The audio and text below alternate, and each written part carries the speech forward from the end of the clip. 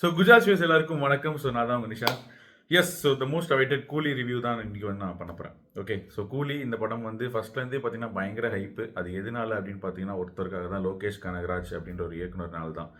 என்னதான் super star படமாக இருந்தாலும் ஒரு பெரிய ஹைப் எப்பவுமே இருக்கும். பட் அதை தாண்டி யார் இணைய போகிறா, எந்தெந்த டேரக்டர்ஸ் கூட வராங்களோ அதுக்கேற்ற மாதிரி தான் இப்போ வந்து ஹைப் வேல்யூ வந்து ரெடியூஸ் ஆகுதா இல்லை இன்க்ரீஸ் ஆகுதா அப்படின்ற மாதிரி டிசைட் பண்ணப்படுது.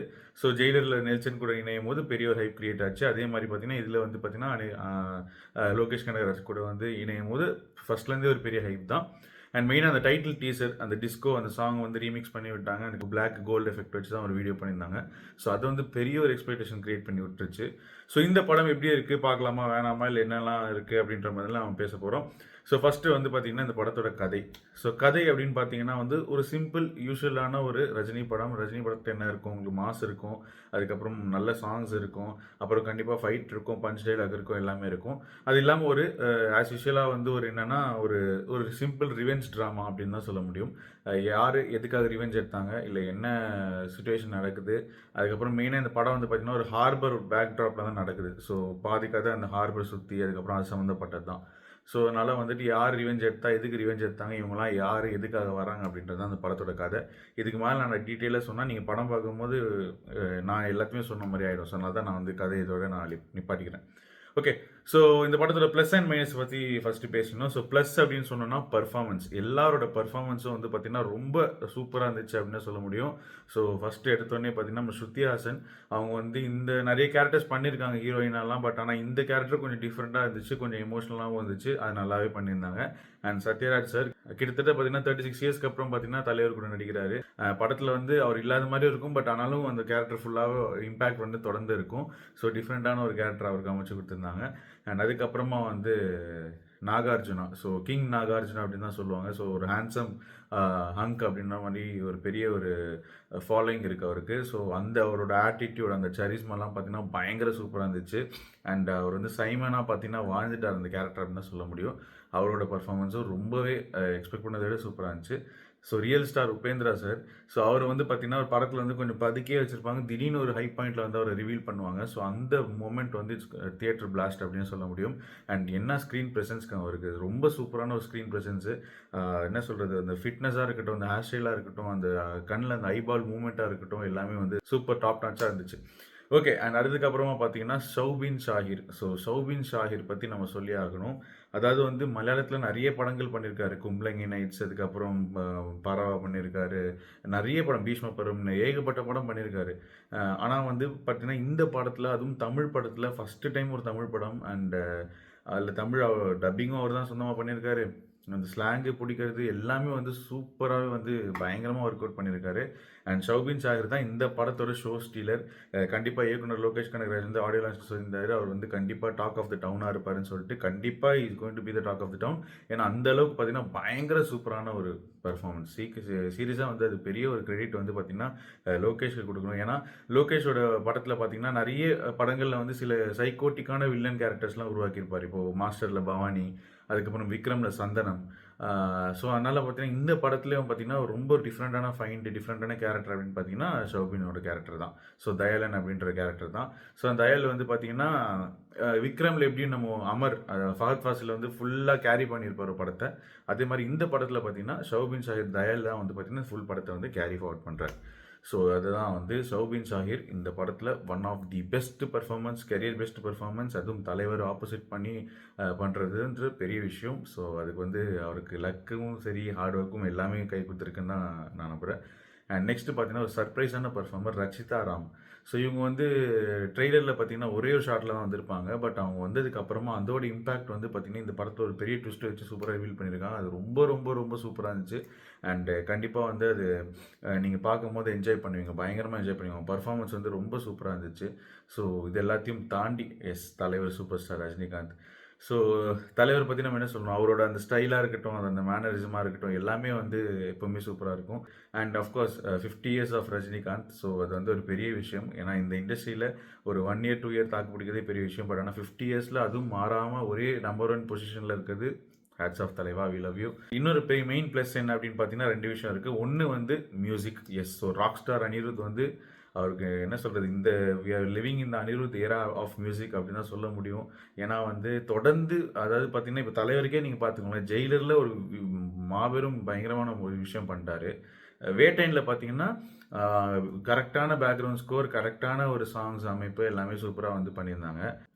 கூலியில் பார்த்தீங்கன்னா, இன்னும் ஒரு ஸ்டெப் வந்து எக்ஸ்ட்ராவா வந்து பண்ணியிருக்காரு. ஏன்னா பவர் ஹவுஸ் வந்ததுக்கு அப்புறமா தான் கூலியோட இன்னும் ஹைப் வந்து ரொம்பவே கூடிச்சு. ஸோ அனிருத் அவர் வந்து பார்த்தீங்கன்னா, எப்பவுமே வந்து எல்லா கேரக்டர்ஸ்க்கும் ஒரு பேக்ரவுண்ட் மியூசிக் பண்ணுவார் தனியாவே. ஸோ இந்த படத்துல அந்த மாரி நெறைய பண்ணியிருக்காரு. So Anirudh hats off rock star. And இன்னொரு மெயின் விஷயம், cinematography Girish Gangadharan. So cinematography பொறுத்தவரைக்கும் பார்த்தீங்கன்னா, பயங்கரமான ஒரு ஒர்க் இதில. என்னன்னா, ஒரு ஷாட்லலாம் பார்த்தீங்கன்னா, ஒரு கத்தியிலேருந்து ரிஃப்ளெக்ஷன்லலாம் தலைவரோட ஃபேஸை காட்டுவாங்க. ஸோ அந்த மாரி அந்த அளவுக்கு வந்து ஒரு இனோவேட்டிவா, அது அந்த அளவுக்கு ஒரு கிரியேட்டிவ் லைட்டிங்கா, அந்த அளவுக்கு ஒரு கேமரா யூசேஜா இருக்கட்டும், எது எந்த டைம்ல யூஸ் பண்ணணும், அண்ட் மல்டிபிள் கேமராஸ் யூஸ் பண்ணும்போது எந்த ஷாட் கரெக்ட்டா வரும், எந்த ஷாட் வேணாம் அப்படின்ற மாரி சூப்பரான ஒரு விஷயம் வந்து கிரீஷ் கங்காதரன் பண்ணியிருக்காரு. ஸோ அவருக்கும் பாராட்டுகள். Okay. So coming to the negatives and minus. So minus என்ன அப்படின்னு பார்த்தீங்கன்னா, ஒரு யூஷுவலான ஒரு ரிவெஞ்ச் ட்ராமா ஸ்டோரி மாதிரி தான் வந்து இது எடுத்திருக்காங்க. ஃபர்ஸ்ட் ஆஃப் அந்த ரைட்டிங் அப்படின்ற ஒரு விஷயம். ஸோ ரைட்டிங் வந்து பார்த்தீங்கன்னா, சந்துரு அப்படின்ற ஒருத்தர் எழுதியிருக்காரு. அவர் வந்து லோகேஷ் கூட பார்த்தீங்கன்னா, மாநகரம் ஒர்க் பண்ணியிருக்காரு. அண்ட் அதுக்கப்புறம் லோகேஷும் கூட வந்து சேர்ந்து எழுதியிருக்காரு. ஸோ இந்த ரைட்டிங் அப்படின்றது வந்து ரொம்ப ரொம்ப முக்கியம். ஒரு படத்தை அதுவும் பெரிய ஒரு படம் பண்ணும்போது பார்த்தீங்கன்னா, அந்த கதை எது நோக்கி போகுது அண்ட் எந்தெந்த ஸ்டார்ஸ் வந்து அவங்களுக்கு ஒரு கேரக்டர் ஆர்க் பியூட்டிஃபுல்லாக இருக்கணுன்ற மாதிரி ஏகப்பட்ட விஷயங்கள் இருக்குது.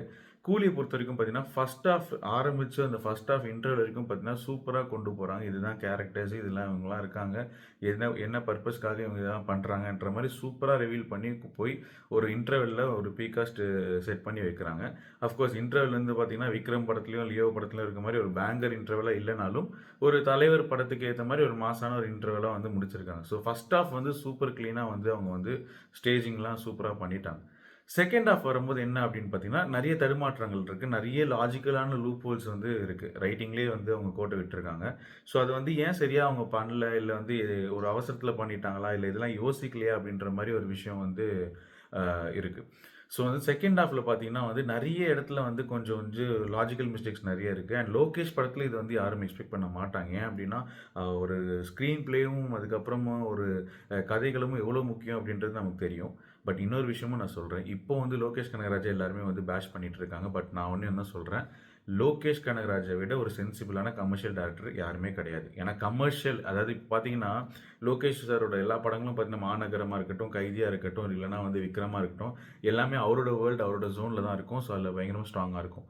பட் லியோ பண்ணும்போதும் சரி, இல்லைனா கூலி பண்ணும்போதும் சரி, விஜய் சாரும், ரஜினி சாரும் பெரிய ஒரு கமர்ஷியல் ஸ்டார் வெஹிக்கிள்ஸ். ஸோ அவங்கள வந்து ஹேண்டில் பண்ணுறது அப்படின்றது ரொம்ப ஈஸியான ஒரு விஷயமே கிடையாது. ரொம்ப டஃப்பான விஷயம். கன்டென்ட்டும் மிஸ் ஆகக்கூடாது. அதே மாதிரி கமர்ஷியல் வேல்யூ மிஸ் ஆகக்கூடாது. ஸோ இது 2த்தையும் பேலன்ஸ் பண்ணி பண்ணுறது வந்து ஒரு பெரிய ஒரு ஆர்ட் அப்படின்னே சொல்ல முடியும்.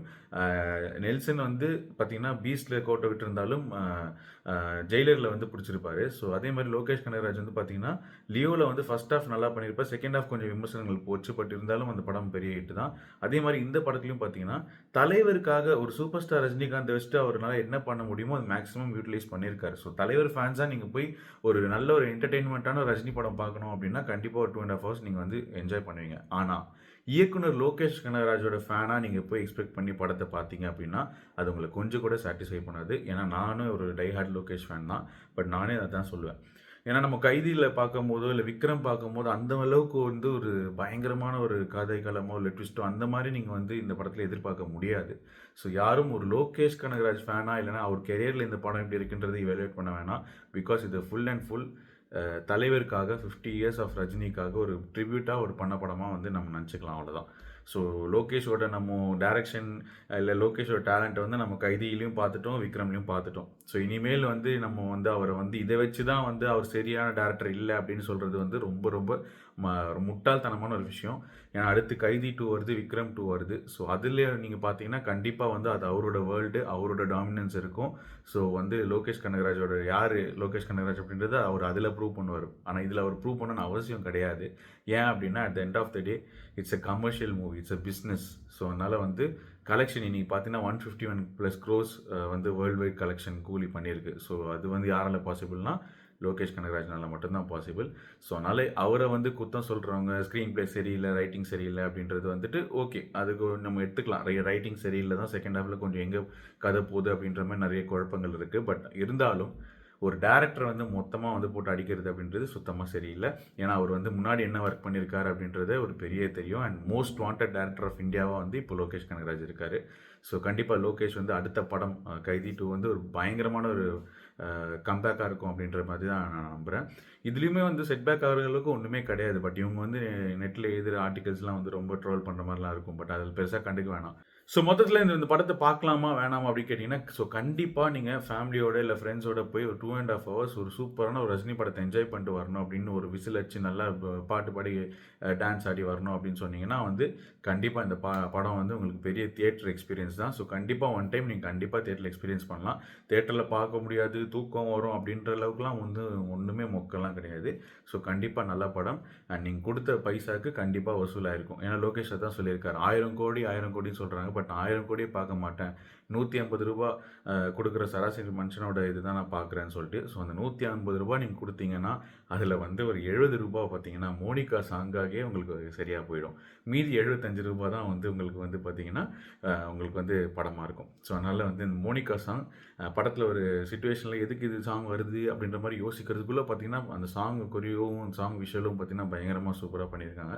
ஸோ உங்களுக்கு அங்கேயே பைசா பாதி வசூலாகிடும். அண்ட் இந்த படத்தை நீங்கள் கண்டிப்பாக இந்த வீக்கெண்டை தேட்டரில் பார்த்து என்ஜாய் பண்ணுங்கள். பாய்.